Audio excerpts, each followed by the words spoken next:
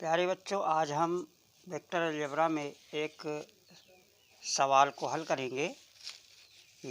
देखिए सवाल हमारा क्या है कि त्रिभुज ए बी सी के शीर्षों ए बी और सी के इससे सदिश क्रमशः ए वेक्टर बी वेक्टर व सी वेक्टर हैं। सिद्ध कीजिए त्रिभुज के गुरुत्व केंद्र जी का इससे सदिश 1/3 A vector plus B vector plus C vector होगा। हमें मालूम है कि हमने पीछे एक प्रमेय पढ़ा था कि मान लीजिए एक रेखा हमारी थी ए बी होती थी। इस ए बी रेखा पर कोई एक बिंदु हम ले लेते थे जी बिंदु, जो इस ए बी रेखा को लैम्डा और म्यू अनुपात में विभाजित करती थी। तो हमें जी का इससे सदिश निकालना होता था। तो हम मान लेते थे कि मान लिया कोई ओ बिंदु है हमारा, तो ओ के सापेक्ष ए का जो इससे सदिश है ये ए का इससे सदिश, इसे ए वेक्टर मान लिया। और जो बी का है ये बी बिंदु, इसका इससे सदिश हमने बी वेक्टर मान लिया। और इस जी वेक्टर को हमें निकालना होता था। तो हम क्या लिखते थे इसको, ओ जी वेक्टर, ये ओ जी वेक्टर बराबर, ये क्या लिखते थे कि ये जो इधर वाला पोर्शन होता था, माने ए की तरफ वाले को, ए की तरफ वाला लैम्डा है, और जब ये लिखा होगा लैम्डा अनुपात म्यू में विभाजित कर रहे हैं ए बी को, तो इसका मतलब लैम्डा होगा ए की तरफ और म्यू होगा बी की तरफ। तो इस लैम्डा से इसमें बी में गुणा करेंगे और म्यू से ए में करेंगे गुणा। तो इसे क्या करते थे, प्रमेय सिद्ध करके लाते थे हम। तो लिखते थे कि म्यू वेक्टर म्यू और इनटू ये ओ ए वेक्टर और प्लस लैम्डा, ये लैम्डा लिखते थे और लिखते थे ओ बी वेक्टर, और अपान लिखते थे म्यू प्लस लैम्डा। इसलिए जो ओ जी वेक्टर होता था हमारा, ये ओ जी वेक्टर प्राप्त होता था, ये म्यू और ओ ए के स्थान पे लिख देते थे ए वेक्टर, और प्लस लैम्डा ओ बी के स्थान पे लिख देते थे बी वेक्टर, और अपान लिखते थे म्यू प्लस लैम्डा। ये हमें प्रमेय प्राप्त होती थी। ये हमें इस प्रकार, इसमें अगर हम लैम्डा ये जी बिंदु को मध्य बिंदु मान ले, अगर इसको मध्य मान ले, मध्य बिंदु, जब इसे हम मध्य बिंदु मान लेते थे तो लैम्डा और म्यू आपस में बराबर हो जाते थे। तो ये जब बराबर हो जाएंगे तो ये दोनों एक ही राशि हो जाएंगे, और यहाँ पे दोनों एक ही राशि हो जाएंगे। अगर मान लीजिए ये लैम्डा ही लैम्डा हो गया तो लैम्डा कॉमन ले लेंगे और ये 2 लैम्डा हो जाएगा, लैम्डा लैम्डा कैंसिल हो जाएगा। ऐसी दशा में ओ जी वेक्टर क्या हो जाएगा, ए वेक्टर प्लस बी वेक्टर, ये हो जाएगा ए वेक्टर प्लस बी वेक्टर बटे कितना हो जाएगा, ए वेक्टर प्लस बी वेक्टर अपान 2 हो जाएगा। ये कब होगा, जब जी ए बी के मध्य में हो, तब होता था ये ऐसा।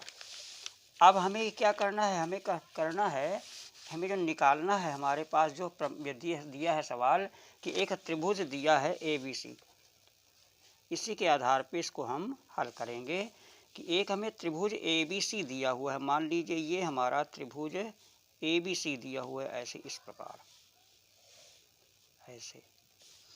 और यहाँ कहीं हमने ओ ले लिया बिंदु, ये ए हो गया, ये ए, ये बी और ये सी। तो ए को इससे मिला देंगे, इसको यहाँ पे ये हो जाएगा हमारा, ये इसको जब मिलाएंगे ये ए वेक्टर हो जाएगा, और बी को मिला देंगे इस प्रकार ऐसे, तो ये बी वेक्टर हो जाएगा, और यहाँ पे सी को इससे मिला देंगे इसको, तो ये हमारा सी वेक्टर हो जाएगा। तो हमने मान लिया कि माना त्रिभुज ए बी सी के शीर्षों के स्थित सदिश ओ के सापेक्ष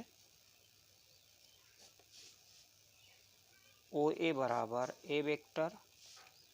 ओ बी वेक्टर बराबर ये हो जाएगा बी वेक्टर, व ओ सी वेक्टर बराबर सी वेक्टर हैं।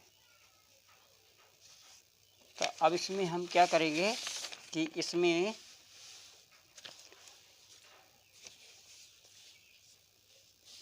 जब हमें निकालना होगा कि हमें निकालना क्या है, हमें निकालना ये है, हमें निकालना है कि इनका जो देखिए दिया है इसमें कि सिद्ध कीजिए त्रिभुज के गुरुत्व केंद्र जी का स्थित सदिश 1/3, जी का स्थित सदिश हमें निकाल करके लाना है कि ओजी बराबर ओजी वेक्टर ये बराबर 1/3 A vector plus B vector plus C vector, ये हमें प्रूफ करना है, ये प्रूफ करना है, सिद्ध करना है। इसे हम लिख देंगे सिद्ध करना है, सिद्ध करना है, ये हमें सिद्ध करके लाना है। तो देखिए कैसे करेंगे इसे हम सिद्ध है। तो यहाँ पे हम लिखेंगे, हमें मालूम है कि जो जी होता है हमारा गुरुत्व केंद्र वो माध्यिका पर स्थित होता है। तो हमने क्या किया, ए बी का मध्य बिंदु, ए बी का मध्य बिंदु डी लिया, तो ये हमारा डी बिंदु हो जाएगा। अब ओ डी को इसको मिला देंगे,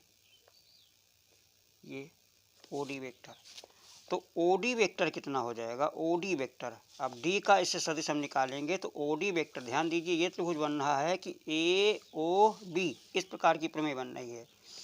ये दोनों आपस में बराबर हैं, डी ए और डी बी आपस में बराबर हैं, तो ओ डी वेक्टर बराबर क्या हो जाएगा, O A vector plus O B vector और बटे हो जाएगा 2। अभी अभी ये बताया गया कि